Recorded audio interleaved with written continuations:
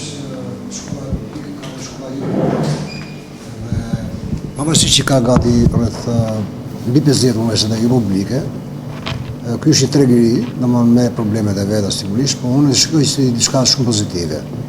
Edhe duke llogaritur edhe me parametrat evropianë, për shembull, që sa student kemi ne për 1000 banor, megjithëse janë këto kaq shumë universitete, ne prapë nuk kapim atë që në 1000 banor ne të kemi 20 student. Domethënë është pak më ulët, do të jetë 17, 16, më shumë pak.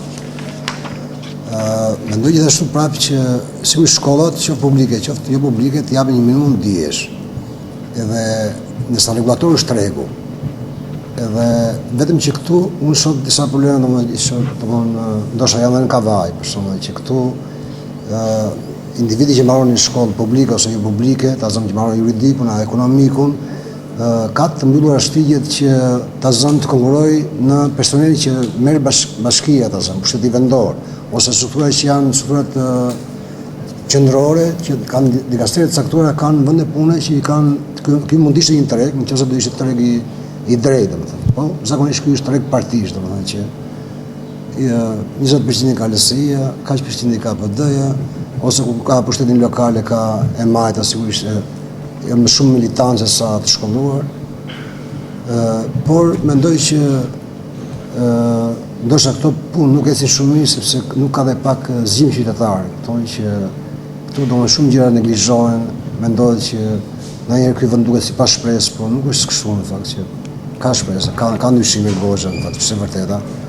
Ne që kemi kapur në sistemin e mparshëm, domethënë është për shembull shumë pozitive që unë kam marrë gjyqëtërsi, por unë do doja të marrja një deg tjetër atëherë, por nuk e bëja dot, domethënë, nëse tani pak në kjo mundësi ekziston. Nuk do të shqetësohemi edhe për këtë që ka shumë ekonomik, po ekonomiku është i treg punën, njëkohësisht, po. Ose që ka disa fakultete juridike dhe mendojmë që ka super prodhim. Jo, nuk është kështu në fakt, se tregu prapë ka kriteret e tjera, po. Për shembull, këtu vërtet ka shumë studentë të ekonomikut, po këtu akoma nuk është shtuar biznesi i vogël që e do se s'bën një ekonomist. Edhe biznesi i vogël, po, sepse mund të shtojë të ardhat më shumë. Natyrat e tjera, domethënë këtu prapë këtu duhet të ketë politika ndoshta që për shembull një treg i mirë, për shembull them për Kavajën, mund të jetë investime në bujqësi, për shembull, që përshtaton bujqësinë me turizmin. Kështu që por më shumë se sa të themi mendimin e ne jemi interesuar, domethënë ju vetë që si njihni këto, domethënë si probleme ose çfarë politika duhet ndryshojnë këtu që qoftë në arsim, qoftë në këto shërbime sociale. Shërbime sociale në fakt në çdo vend të botës, edhe në Shtetet e Bashkuara të Amerikës janë një barë për shtetin. Por ato administrata duke qenë, jo si administratat tona, përpiqen që të gjejnë zgjidhje politike të mëdha që të përfitojnë sa më shumë njerëz. Për fat në Shqipëri kjo ka munguar në këtë periudhë, jo se s'janë bërë përpjekje, por skemat që janë përdorur dhe tash nuk janë shumë efikase. Dhe ky ndoshta është problemi. Quhem Erisa Caka dhe vi nga Kavaja. Kam mbaruar shkollën mesme profesionale artistike për pikturë. Është një ndër pasionet e mia që kam pasur që e vogël, dhe duke pasur vetëm një shkollë këtu në Kavaj, kishim këtë shkollën profesionale dhe gjimnazin e përgjithshëm, vendosa që unë një ndër disa goca, se shumë pak nxënës kishte shkolla profesionale, edhe vendosa të vazhdoja te shkollë. Pasi pasioni im ishte piktura. Kam mbaruar shkollën e lartë për stiliste, e vazhdova për stiliste. Po, tash viti i tretë ishte ky që mbarova, sepse 3 vjet ishte. Sa po mbarova shkollën, normalisht vende pune nuk ekzistojnë këtu në Shqipëri absolutisht. Tash mund të ekzistojnë disa, kupton? Kam vazhduar një shkollë tjetër. Kjo shkollë s'ka të bëj fare me mua. Thjesht për punësim, nuk e di. Cikli ulet në Elbasan, dhe këtu domethënë has probleme më të mëdha. Pasi e di që në shkollë private kam dhënë lekët, e do mësoj, do e marr diplomën, kupton? Kurse atje është shkollë shteti, mbi gjitha, shtetërore, edhe më ka shkuar aq shtrenjtë, më shumë shtrenjtë se sa shkolla private. Konkretisht domethënë që momentin e parë që në provimet e para absolutisht duhen gjitha me lekë, pa përjashtim, gjitha. Po tash nëse keni parë në media, është kapur një pedagog po aty te shkolla ime. Po kjo do thotë që tjerët kanë reaguar, s'ka reaguar asnjë fare. Ble sot e kisha atë muhabet, se me qenë se kam provime në vjeshtë dhe po interesosha se kur duhet të shkoj, kupton? Ose me gjetë mikun tani sa më përpara. Domethënë për këtë shkollën time, Më kanë thonë që në qoftë se marrë të shkollën, duhet paguajë 3.000 euro vetëm me hym punë, kupton? Minimumi vetëm me hym punë.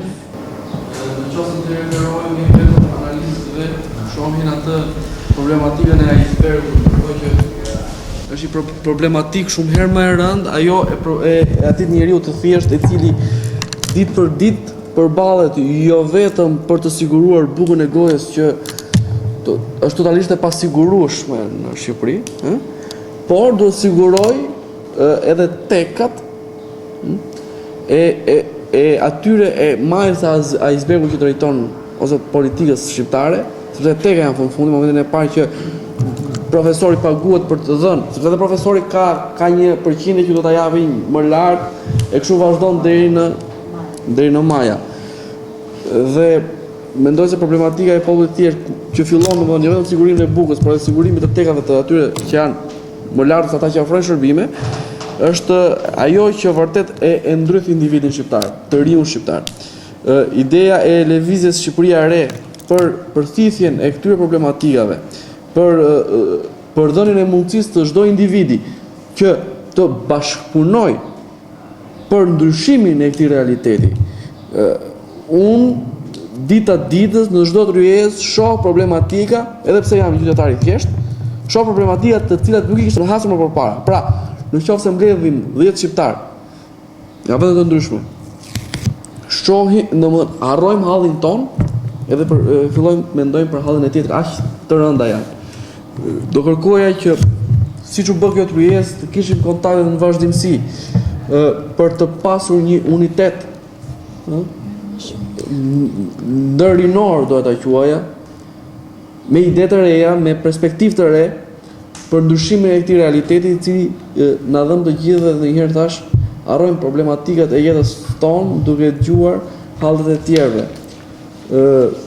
Me emër të lëvizjes Shqipëria e re, si koordinatori i saj, gjithashtu dhe të kryetarit saj, i cili është Edmond Vlashaj, i cili hodhi idenë e krijimit të këtyre tavolinave, do i kërkoja prej jush të qenurit në kontakt në vazhdimsi për të unifikuar dhe për të bërë pikërisht një grupim i fuqishëm me konture mbi të gjitha sociale për të bërë ballë pikërisht realitetit të hidhur. Qofshin to në bazën e saj, që është populli i thjeshtë, sepse të jemi realist, edhe neve vetë qytetarë kemi pa përgjegjësinë tonë, por edhe atyre që orientojnë sot politikat e këtij vendi. Ju falenderoj për këtë rryezë, ju falenderoj për idetë tuaja, për parashtrimin e problematikave tuaja dhe ju kërkoj të mbetemi në kontakt për të qenë në vazhdimsi për të unifikuar dhe për të qenë më të fortë. Ju falenderoj.